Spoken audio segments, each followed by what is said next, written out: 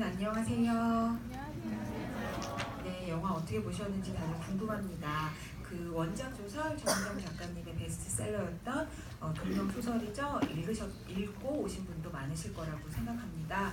근데 소설이 이야기하는 아주 인간의 끈질긴 운명과 그에 맞서 싸우는 각 캐릭터들만의 다양한 어떤 선택과 개성들에 대해서 이 영화는 또 영화만의 힘으로 살려낸 작품이라고 생각하고요.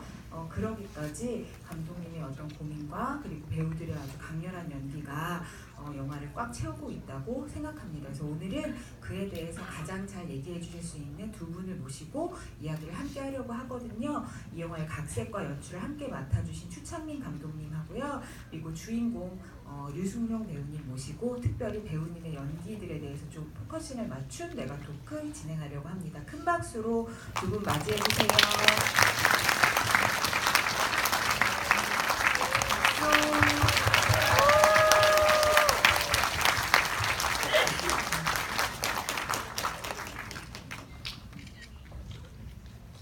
자리에 앉아서 진행하도록 하겠습니다. 이렇게 개봉 전에 관객분들 객석을 가득 메우고 계신 모습 보니까 또 감회가 새로우실 것 같은데 두 분의 인사말 함께 들어보도록 하겠습니다. 예, 반갑습니다. 최연수 영 맡아서 연기한 유승룡입니다. 오늘 개봉 날인데 이렇게 가득 메워주시고 영화 봐주셔서 정말 감사드립니다.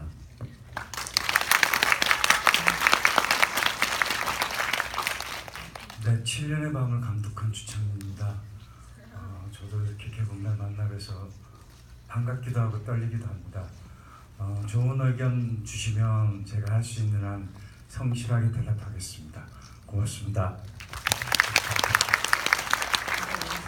정정란이고요. 제가 몇 가지 여쭤본 다음에 객석에 직접 마이크를 들여서 이야기하실 수 있는 시간 드리도록 하겠습니다.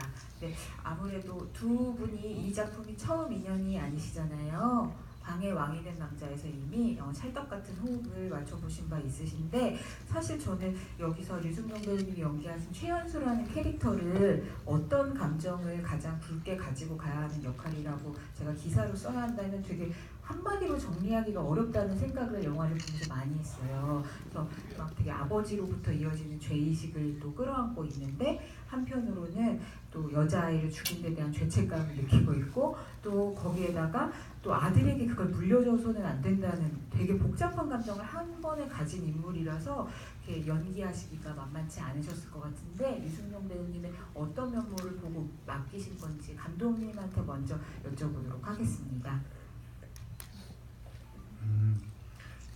영화를 보시면 이 영화의 시작은 한 잠수부가 세령마을 거기 안개에 자락한 세령호수 그리고 그 속에 숨겨진 수몰마을을 찾아가는 이야기입니다. 저한테는 그게 이 영화의 비밀을 찾아가는 이야기라고 생각했습니다. 그렇게 인트로를 시작했고 그리고 각자 인물이 가진 비밀을 찾아가는 이야기라고 생각했는데 특히 최연수 그 인물이 가진 비밀은 무엇일까? 그 악행을 저지르게 된 비밀은 무엇일까가 저한테는 되게 중요한 주제였는데 그것은 뭐 영화에 보시면 아시겠지만 그 영화 속에 나오는 뭐 피라든지 그리고 아버지 그리고 내가 물려받은 그 좋지 않은 유산을 물려줘야 될 아들 이런 것들이었습니다. 근데 이 감정을 표현할 수 있는 배우가 누굴까라고 저는 생각했을 때 제가 전작에서 함께했던 유승룡이라는 배우를 되게 쉽게 떠올렸습니다. 영화를 보시면 아시겠지만 광해라는 영화를 거기에서 더할 나위 없이 좋은 연기를 해주셨거든요. 근데 이 영화는 어떤 비밀을 찾아갔듯이 이 배우의 비밀 속에는 관객들이 보지 못한 또 다른 비밀이 있다고 생각합니다. 기존에 보여줬던 그런 우리가 유승룡이라는 배우를 생각하는 그런 역할이 아니라 그 뜨거운 피를 표현해낼 수 있는 그런 열정이나 그 모습들 그것을 최연수 역할을 할 수 있겠다라고 생각했기 때문에 저는 최연수의 역할을 제의를 했습니다. 네, 그 감독님이 말씀하신 비밀을 품고 계신 배우란 말씀에 동의하시면 박수 좀 쳐주세요. 그 부분에 대해서 일단 여쭤봐야 될 것 같은데 사실 이게 그 정말 어떻게 카테고리를 나누기가 힘든 인물이더라고요. 그러면 선한 인물이냐라고 보기에는 살인을 저지른 인물이죠. 그렇다고 운명의 희생자 같은 면모도 있으니까 불쌍하게 여겨지는 면도 있단 말이에요. 그래서 막 그 운명에 대한 그 죄책감이나 그 무서운 공포를 되게 절제하는 듯한 연기도 있지만 또 한편으로는 오영재랑 막 계속 액션을 보여주시면서 싸워야 하는 그런 연기도 있잖아요. 그래서 어떤 캐릭터보다 좀 되게 복합적인 연기가 필요하셨을 것 같은데 배우로서 고민 많이 하셨을 것 같습니다. 예, 일단은 저도 원작을 읽으면서 영화를 너무 영화가 되면 좋겠다라는 생각을 했었고, 제가 할 수 있는 여기 무엇이 있을까라고 생각했을 때, 저는 서원이 되게 좋았는데 서원을 하기에는 나이가 너무 많고 승환을 하기에는 물이 너무 무섭고, 그래서 감독님께서 저는 오영 당연히 이제 좀 악역 세고 이런 것들을 많이 했기 때문에 또 그럴 줄 알았는데 이제 최연수 역할을 제안을 하셨고, 워낙 또 원작의 묘사가 외비적인 묘사나 직업이나 등치도 거구고 또 왼손잡이고 보수 출신이고, 이건 저랑 많이 다른데, 근데 이제 감독님께서 그런 어떤 감정, 그래서 이제 평범한 남자 누구나 그런 일을 맞닥뜨릴 수 있는 그런 그냥 평범함 속에서 시작을 한 것 같아요. 그래서 좀 더 객관적이고 보편적이고 그런 인물. 근데 이제 평범하다고 생각하지만은 어떤 누구에게나 그 사연들이 있고 다 그 인생들이 있잖아요. 그래서 최연수에게는 그런 성장 과정과 그 끊어내고 싶은 그런 폭력의 그런 전사들이 있었고, 그러다가 어떤 사건을 맞이했을 때 누구나 인간들이 본능적으로 느낄 수밖에 없는 공포, 죄의식, 두려움, 또 회피, 이런 것들이 있는데 결국에는 가장 소중한 것을 지키려고 하는 어떤 좀 어떻게 보면 좀 이기적인 부분도 있고, 그렇지만은 당연한 부모이기 때문에 선택할 수밖에 없는 당연한 어떤 또 행동일 수밖에 없는 그런 것들에 대해서 감독님하고 가장 얘기를 많이 했었던 것 같아요. 여러 가지 경우의 수가 있는데 어떤 선택을 과연 솔직하게 나라면 할 수 있을까? 그리고 여러분들이라면 저 상황에서 과연 나라면 어떤 선택을 할 수 있었을까? 그래서 꼭 그 어떤 합리화나 변명이 아닌 정말 솔직한 본능에서 나는 어떻게 했을까라는 고민을 감독님하고 가장 많이 한 것 같습니다.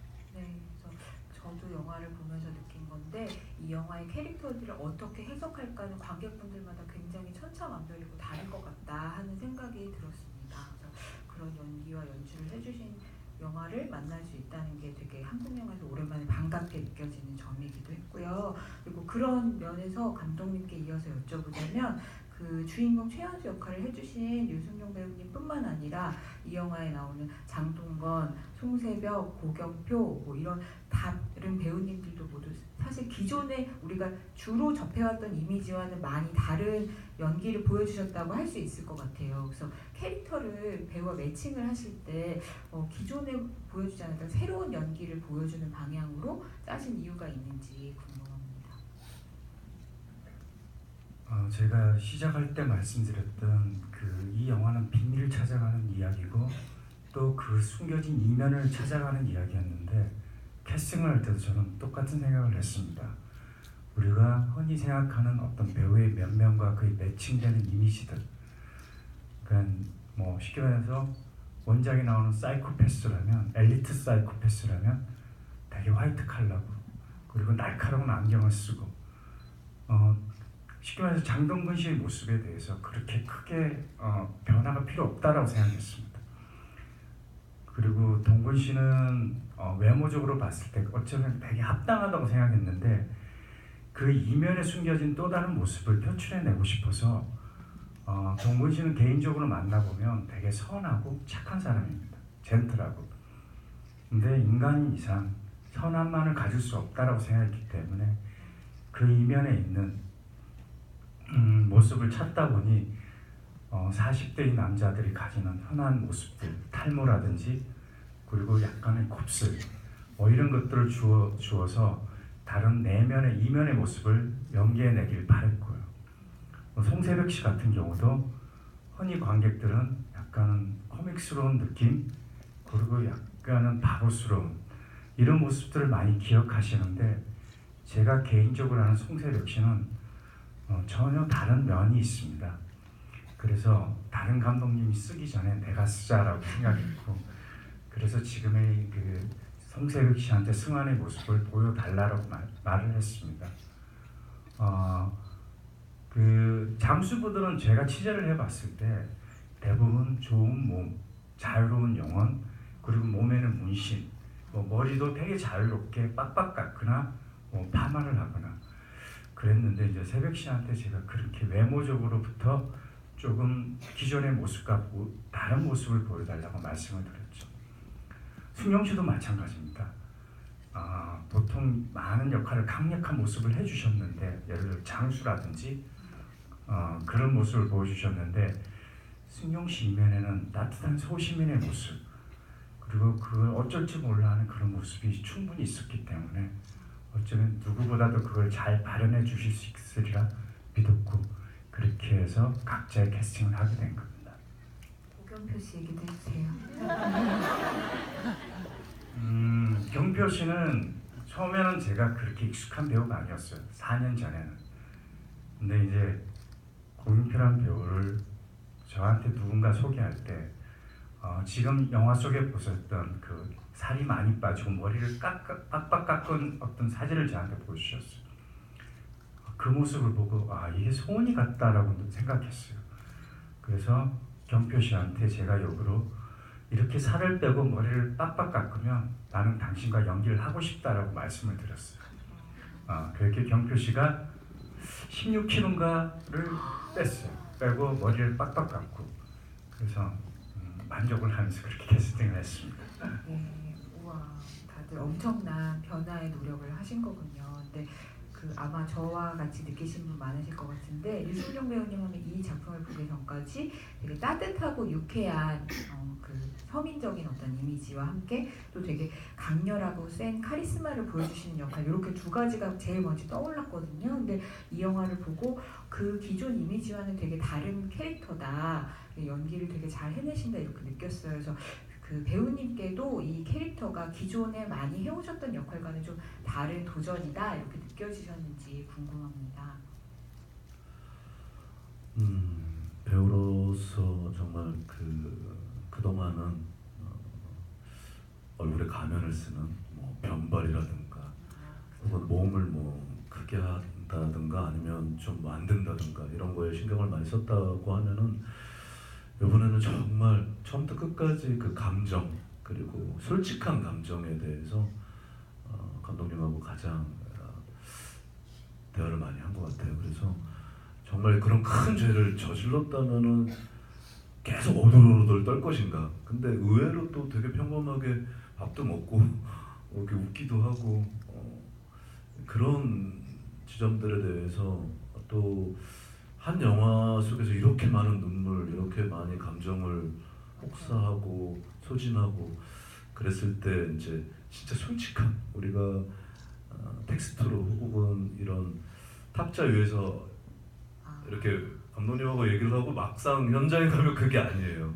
이 솔직한 감정들은. 그래서 원래 생각보다 더더욱 더 많은 어떤 눈물들과 감정의 소비가 있었고 결국에는 이제 맨 마지막에 이제 아들을 위해서 하게 되는 더 큰 어떤 실수로 어떤 죄를 짓게 되는 그런 지점들이 이게 불가항적이고 이성적으로 판단되는 것이 아닌 어떤 본능적인 이런 것들을 나타내는 것이 가장 좀 주안점을 줬던 것 같아요.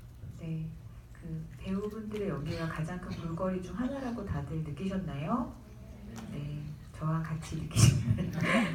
아 그리고 그래서 그것도 사실 이 영화의 어떤 원작이 가진 힘이기도 한데요. 이야기가 그 인물의 하나에 포커싱이 맞춰져가지고 어떤 뚜렷한 행동이나 감정으로 간다기보다는 그 주인공 현수를 중심으로 다양한 인물들과의 관계가 어떻게 변할지 모르겠는 상황을 지켜보는 재미로 긴장감을 가지고 영화를 보게 되잖아요. 그래서 말씀하신 것처럼 다 기존에 연기했던 것과 다른 느낌의 연기를 배우분들이 다 펼쳐주셨기 때문에 그 현수를 연기하시는 유승용 배우님도 각 배우들과 연기할 때 느낌이 되게 색다르셨을 것 같아요. 그래서 그 얘기를 좀 들어보고 싶습니다. 예, 맞습니다. 정말 근데 이제 저희 배우들도 다 같이 며칠 전에 이 작품을 보고 다들 그 소외가 있었던 것 같아요. 다들 이제 너무 먹먹하고 또 뭐 담도 오고 숨쉬기도 힘들었다고 하고. 근데 그만큼 또 이제 동건 씨하고도 얘기를 많이 나눴었는데 근 10년 동안 이렇게 현장에서 모든 걸 다 쏟아내고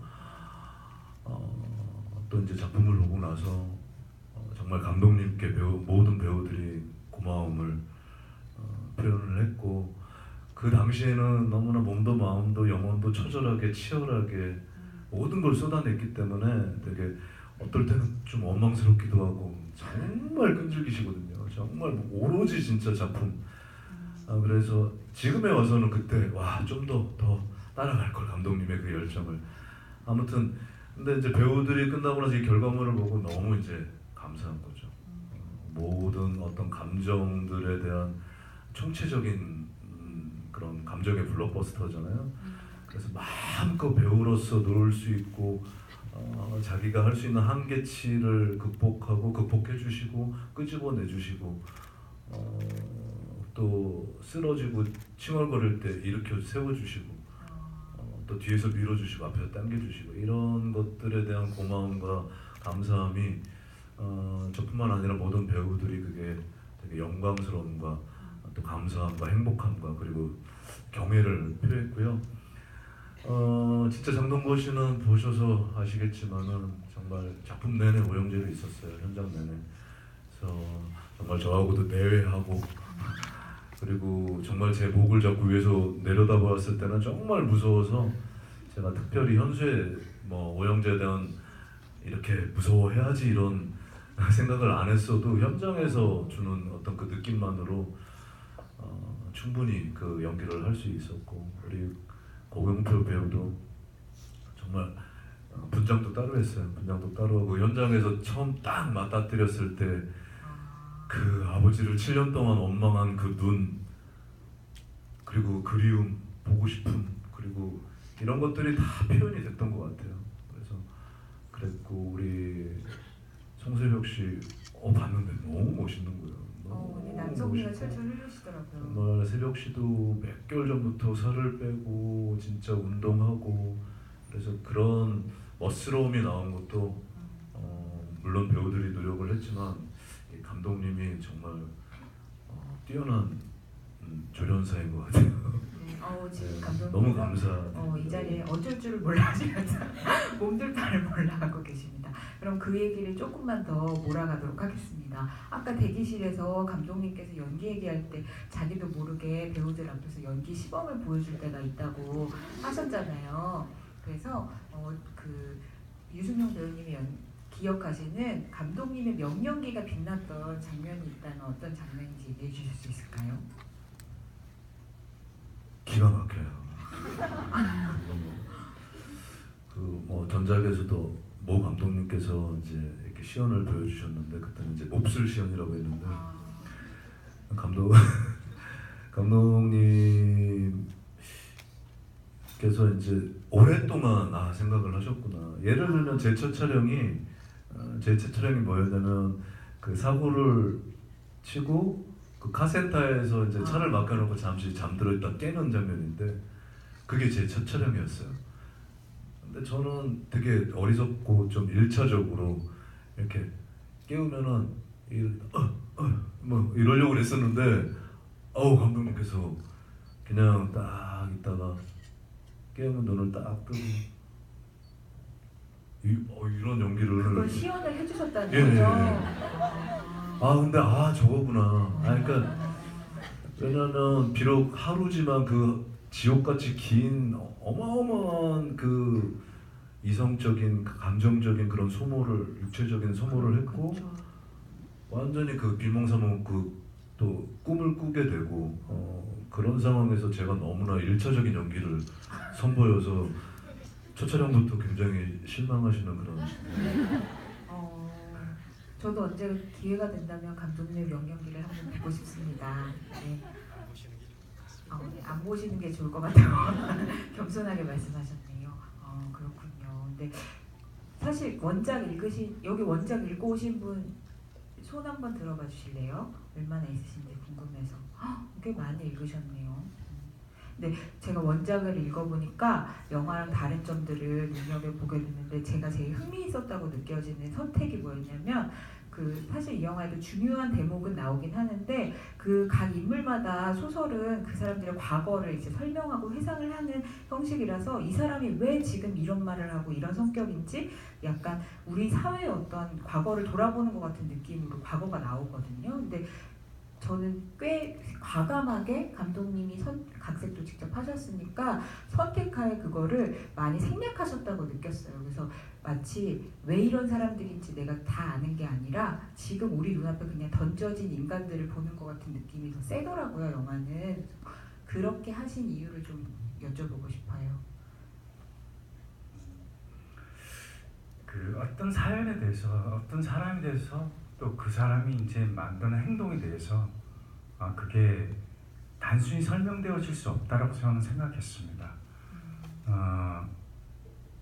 제가 지금 일례로 이제 최은수가 아들을 구하기 위해서 문고리를 두들기면서 아버지를 외치는 장면이 있는데 제가 그 장면을 그건 원작에서는 없는 장면이었는데 그 장면을 쓰게 된 이유 중에 하나가 제가 어떤 방송 영상을 보는데 거기에는 아주 50대 그 행여 같은 남자가 있었습니다. 그 남자가 이제 그 불우한 가정 환경이었는데 아버지는 자기를 어릴 때 버리고 도망치고 어머님이 자기를 학대하면서 키웠는데 청년이 될 쯤에 어머님도 돌아가시고 그래서 고아는 남은 상태에서 세상과 싸움을 하면서 굉장히 세상을 비난하면서 살다가 50이 될 쯤에 암에 걸렸어요. 그래서 이 사람이 마지막으로 택한 방식은 그 소주를 한 병 싸들고 어머님의 묘를 찾아가는 거였어요. 그리고 이제 그 묘는 굉장히 오래간만에 찾아간 묘였기 때문에 잔뜩 수풀이 우거지고 그런 묘였는데 거기에다 소주를 한 잔 따로 놓고 그 저주했던 어머니를 외치면서 도와달라고 한 번만 살려달라고 자기 병 낫게 좀 해달라고 엉엉 우는 장면이었어요. 그 사람의 간절함이 얼마나 컸으면 저렇게 미워했던 어머니를 외치면서 도와달라고 말을 할까라는 게 저한테는 굉장히 크게 다가왔는데 그 현수가 서원이를 구하기 위해서 자기 아들을 구하기 위해서 저렇게 나쁜 인간이 마지막으로 저렇게 저주했던 아버지를 한테 도움을 구하는 게 어쩌면 일맥상통하지 않을까라고 생각했던 것처럼 그렇게 연출을 했는데 저는 그 인물들에 대한 어떤 연기적인 그 요소들은 원작에서 하나하나 다 설명을 해주기보다는 어쨌든 제가 그 인물들에서 느꼈던 부분들을 저 나름대로 연출적으로 연기적으로 하고 나머지 부분들을 관객분들이 해석했으면 좋겠다라고 그렇게 생각했기 때문에 많은 부분들을 삭제를 했습니다. 네. 그래서 원작과는 또 다르게 이렇게 상상의 여지를 불러일으키는 느낌의 재미가 있는 것 같다고 느꼈습니다. 그래서 원작을 아직 안 읽으신 분들도 그런 포인트를 비교해서 읽어보셔도 되게 재미있을 것 같아요. 네. 근데 저는 그 원작을 읽은 상태에서 되게 흥미로웠던 이 영화의 각색 포인트 중에 하나가 결말에 나오는 장면인데요. 사실 영화 다 보셨으니까 얘기하면 이 영화의 전체적인 줄기는 비슷한데 그 아버지와 아들이 다시 만나는 장면이 원작에는 없어요.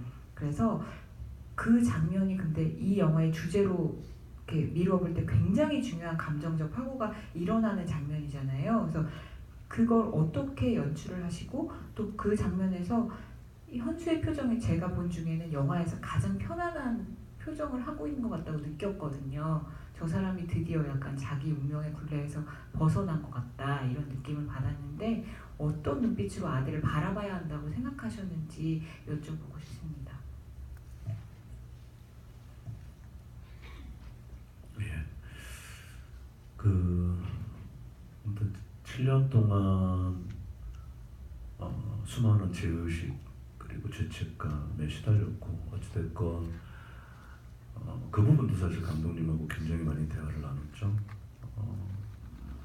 어찌됐건 수많은 희생의 대가로 살았잖아요, 아들이. 그래서 아들을 너무 사랑하지만은 또 이제 심정적으로 마음적으로 이제는 촉으로 아는 거죠. 이제 오영재가 지금 복수하려는 게 이제 속건제라고 똑같이 갚아주는 거예요.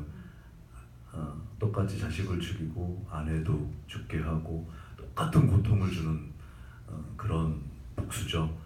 그래서 이제 그것을 알게 되고 그것을 이제 끊어버리려는 그런 마음이고, 그래서 마지막으로 아들에게 좀 너는 그렇게 살지 말고 희망을 제시하고 그렇게 하는 장면이었지만, 또 아들이기 때문에 절대 우는 모습을 보여주지 않으려고 했지만은 이제 어쩔 수 없이 본능적으로 이렇게 울 수밖에 없죠. 사실 마지막으로 본다는 걸 알기 때문에. 그래서 되게 이성적으로 연기하려고 했는데 어쩔 수 없이 또 그 본능적인 것이 있었던 것 같아요. 그 장면에서. 저는 그 장면 연기가 참 좋았습니다. 네. 그 장면에서 제가 조금 부연 설명을 드리자면 머리를 짧게 깎아야 되기 때문에 이제 그 7년 전 장면을 다 찍어놓고 제일 마지막에 찍어야 되는 거였습니다. 승용 씨가 저한테 부탁을 한 게 있어요. 7년 후의 모습은 다르고 싶다. 머리를 짧게 깎고 살을 빼고 뭐 좀 더 훨씬 다른 모습을 보여주고 싶다. 그래서 2주 정도의 시간을 주셨으면 좋겠다라고 말씀을 하셨어요. 아마 2주 정도 달라고 하면 1주 정도는 시간을 주겠지라고 하시면서 생각을 하셨을 것 같아요. 근데 촬영을 다 끝내고 7년 전 촬영을 다 끝내고 그 다음 날 찍은 겁니다. 그래서 정말요? 네, 그날 저녁에 머리를 빡빡 밀고 분양을 하고 그렇게 찍었습니다. 솔직히 시간을 드리고 싶었는데 제가 저희들 촬영 여건이라는 게 쉽지 않아서 시간을 못 드렸어요. 근데 제가 그 다음날 가서 이제 얼굴에 상처난 분장을 하고 머리를 빡빡 깎고 가만히 앉아 계시는데 스텝이 아무도 말을 못 듣더라고요. 제가 모니터를 보는데 너무너무 좋았어요. 그리고 서원이란 두 인물이 마주 앉아서 이렇게 찍는 장면이, 한 사람은 7년 동안 교도소 안에서 머리를 빡빡 깎고 죄의 용서를 빌고 있었고, 그 서원이란 인물은 또 사회에서 머리를 빡빡 깎고 영화를 어떤 분은 보시고 눈치를 챘을 수도 있는데, 서원이가 할 수 있는 사회에서 했던 일은 인명을 구하는 일이었어요. 그러니까 서원이는 죄의 사함을 그 사회에서 누군가 죽은 생명을 구하든지 인명을 구조하는 작업을 하면서 두 사람 다 세상에 대한 용서를 구하고 있었던 거죠. 그렇게 대면하는 장면을 제가 이렇게 카메라에 담으면서 좋다 그렇게 생각했어요. 그 장면을 그렇게 짧은 시간을 여유를 안 준데 그렇게 잘 만들어 주신 승용 씨한테 너무 감사드립니다. 이 자리를 빌어서. 하룻밤만에 스톱해줄 수 있는 비결이 있다면 좀 알려주세요. 근데 그때 그러고 앉아 있었던 게 2주만 주지. 근데 사실 그날 전날 촬영이 그 수문을 열고 얼굴에 피투성이가 돼서 오열하는 장면이었어요. 그래서 점점점 마르고 있었어요. 참고로 그 댐 위에서 이렇게 문을 두들기고 이 여는 장면을 4일 동안 찍었거든요. 그래서 그 문을 막 두들길 때는 시나리오 받고서부터 그 장면 찍을 때까지 한 거의 1년 혹은 6개월 촬영 들어가서 그 가슴에 큰 뭐 다른 장면들도 다 마찬가지지만 큰 바위 덩어리를 올려놓은 것처럼 아 저 장면을 어떻게 찍어야 되나 그 장면을 어떻게 찍어야 되나 그래서 하루하루 정말 이렇게 제대로 잔 적이 없었어요. 계속 현수와 마찬가지로 자면서 우물을 막 돌아다니고 찾으러 다니고. 근데 공교롭게도 그날 겨울이었는데 아니 한 4일 동안 찍었는데 20분 남겨놓고 그 장면을 찍게 됐어요. 해가 막 뜨고 있는데 거의 막 그래서 안 그러면 또 그 분장을 이제 해 뜨면 지우고 또 와서 또 분장하고 또 해야 되는데 이게 너무 그 감정 다른 거보다 감정을 연결하는 게 너무 힘든 거죠. 그래서 그때 이제 그 막 하면서 안돼 끝내야지. 좀 농담이지만 아무튼 그러고 나서 사실 7년 바로 삭발하고 7년 후를 찍었는데 아무튼 그 지침이나 여러 가지들이 많이 녹아나 있었던 것 같아요. 그런 게 영화를 영화답게 하는 마법 같은 그런 일들인 것 같아요. 네. 제가 그 장면에 대해서 부연 설명을 조금 더 하고 싶은데 감독님 부연 설명 좋아하십니다. 네. 실질적으로 이제 그게 내려치는 그 장소는 댐 위에다 저희들이 이제 미술팀이 세트를 만든 겁니다. 실제 있는 공간은 아니고. 근데 그 공간을 진짜 미술팀이 쇠로 만들었어요. 가짜 그 철문이었어요. 아주 두툼한. 물론 이제 그 나머지 뒤쪽은 컴퓨터 그래픽으로 만든 거고 그 앞쪽 실질적으로 손이 가해지고 움직임이 가해지는 부분들은 세트였는데 그 겨울날 새벽에 그 문을 실제 그렇게 몸으로 부딪히고 손으로 때렸어야 됐어요. 왜냐하면 그게 이제 화면에 제대로 찍히려면 어쩔 수 없었기 때문에 그걸 찍고 난 뒤에 승용 씨가 꽤 어깨나 몸이 좀 많이 한 3개월 정도 그렇게 치료도 받고 그러셨어요. 그게 지금 보신 그 장면이 그냥 단순히 연기하신 게 아니고 진짜 온몸을 다 부딪혀서 실제로 하신 연기입니다. 감독님 무서운 분인 것 같아요.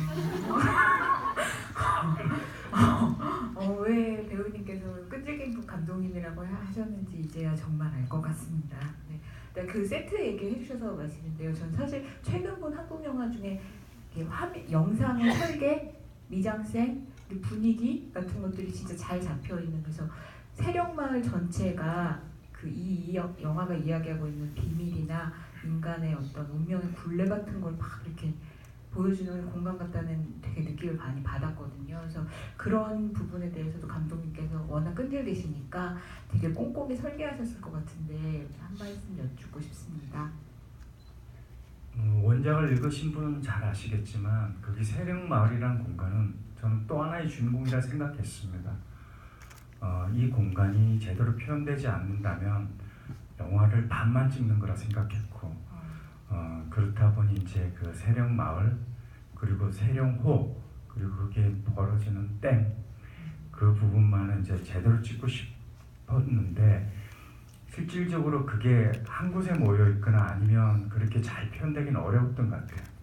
그러다 보니 이제 전국을 돌면서 공간을 찾았고 그리고 안개가 피어오르고 뭐 새벽 빛이 좋은 그 시간대를 찾아 찍다 보니 스태프들은 좀 많이 고생을 하셨고 실질적으로 그 댐은 수문이 6개 있는 곳이고 되게 도시적인 느낌이 강한 곳입니다. 근데 이제 그게 조금 깊은 곳에 사람 발이 닿지 않는 우리가 생각하는 규모의 댐을 만들기 위해서 많은 부분들이 이제 컴퓨터 그래픽으로 수정이 가해졌고 시사를 보시고 친척분 한 분이 그러시더라고요. 야 저거 수문 여는데 힘들었겠다고 저 수많은 물을 내려면 힘들었겠다라고 말씀을 하시는데 대부분 아시겠지만 그런 건 다 컴퓨터 그래픽으로 구현한 장면들입니다. 그렇게 이제 실사와 라이브한 촬영과 그런 컴퓨터 그래픽을 어우러져서 지금 여러분들이 보시는 세령마을을 그렇게 만들었습니다. 네, 이 영화에 한 땀 한 땀 녹아있는 모든 배우와 제작진의 노고에 박수 한번 쳐드리도록 하겠습니다. 자 그럼 이제 드디어 객석으로